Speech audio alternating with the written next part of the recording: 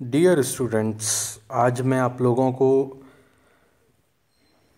Flamingo की poem है पहली माय मदर एट 66, मैं उसको एक्सप्लेन करने जा रहा हूँ। एंड और जो ये पोइम है वो बहुत अच्छी है, हमारे जो रिश्ते हैं उनके बारे में है ये पोइम। और हम उम्मीद करते हैं हम एक दूसरे की मदद कर सकें। हम नहीं चाहते कि हम अपने माँ बाप से अलग हों। तो वही कुछ ऐसी समस्याएं हैं जो हमारी असली जीवन में भी आती हैं, उसी के बारे में ये पोएम है। तो चलिए हम आगे शुरू करते हैं। पोएम का नाम है माय मदर एट 66 और इसकी राइटर हैं कमला दास।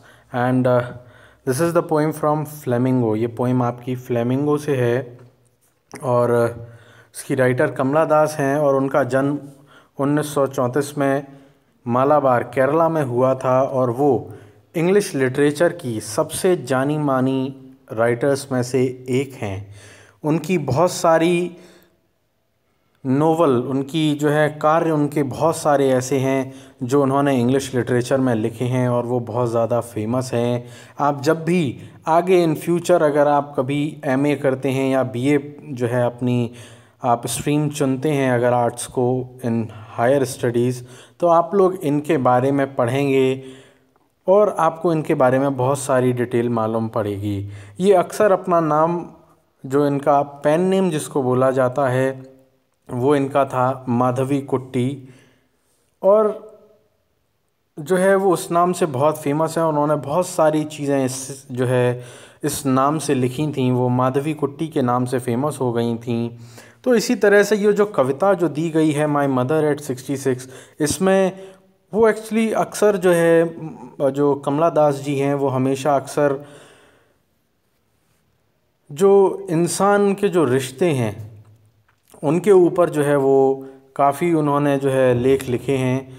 तो उन्हीं में से एक कविता ये है जो असल जीवन को व्यक्त करती है। तो आगे चलिए हम बढ़ते हैं। तो आपकी पोइम है driving from my parents home to Cochin last Friday morning. Means पिछले शुक्रवार की सुबह, मीन्स जो शुक्रवार निकल गया पहले, उस शुक्रवार की सुबह को मैं अपने माता पिता के घर से कोचीन गाड़ी चलाकर जा रही थी। I saw my mother beside me. मैंने अपनी माँ को अपने बाजू, अपने बगल में बैठे हुए देखा। Dose open mouth. वो कैसी थी?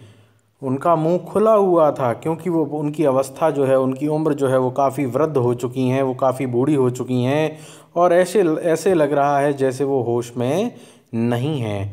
हर face ashen like that of a corpse. और उनका जो चेहरा है वो किसी लाश की तरह लग रहा है। उनके चेहरे पर वो चमक नहीं है, वो जो एक रौनक नहीं है जो होनी चाहिए, क्योंकि वो बहुत ज़्यादा बूढ़ी हो चुकी हैं। And realized with pain that she was as old as she looked. और तब जो लेखिका हैं कमला दास, उन्होंने ये महसूस किया कि उनकी माँ उतनी ही बूढ़ी दिखती हैं जितनी कि उनकी उम्र है। मीन्स उनकी उम्र, उनकी शक्ल दोनों बराबर हैं। वो वास्तविकता में दोनों, उनकी उम्र और चेहरा दोनों एक जैसे हैं। और उनका जो शरीर है, उनका जो चेहरा है, वो उनकी असली जो उम्र है उसको व्यक्त करता है, उसको दिखाता है।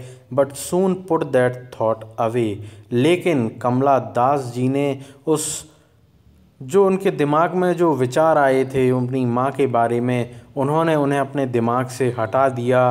क्योंकि वो थॉट कैसे थे? वो थॉट नेगेटिव थे, उनमें कुछ अच्छा नहीं था। उन्हें उन सब चीज़ों के बारे में बहुत ज़्यादा बुरा लग रहा था अपनी माँ के बारे में।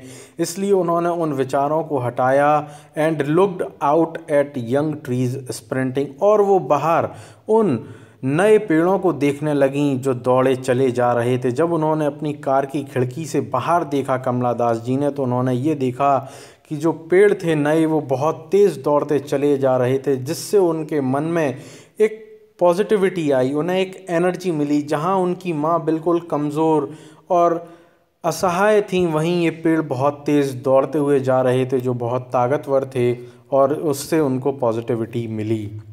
The merry children spilling out of their homes. और जो बच्चे हैं वो अपने घरों के बाहर खेल रहे हैं, कूद रहे हैं, और वो बच्चे जो हैं किसका प्रतीक हैं?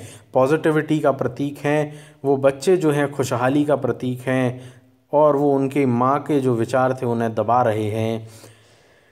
जो लेखिका के मन में जो विचार आए थे अपनी माँ के लिए, उनको इन ख्यालों ने दबा दिया।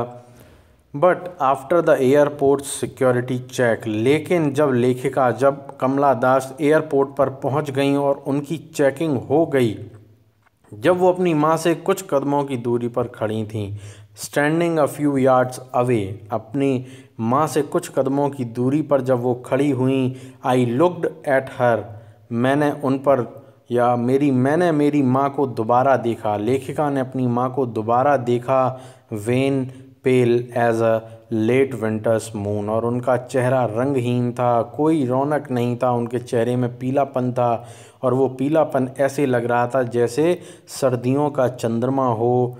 एंड फेल्ट दैट फैमिलियर एक, और उन्हें जो लेखिका जो कमला दास हैं उन्हें अपने बचपन का डर दोबारा महसूस हुआ, और वो डर ये था कि वो अपनी माँ से बिछड़ जाएंगी, उनकी माँ एक दिन इस दुनिया को छोड़कर चली जाएंगी। तो उनके मन में यही सबसे बड़ा डर था जो दोबारा उनके मन में आ गया था।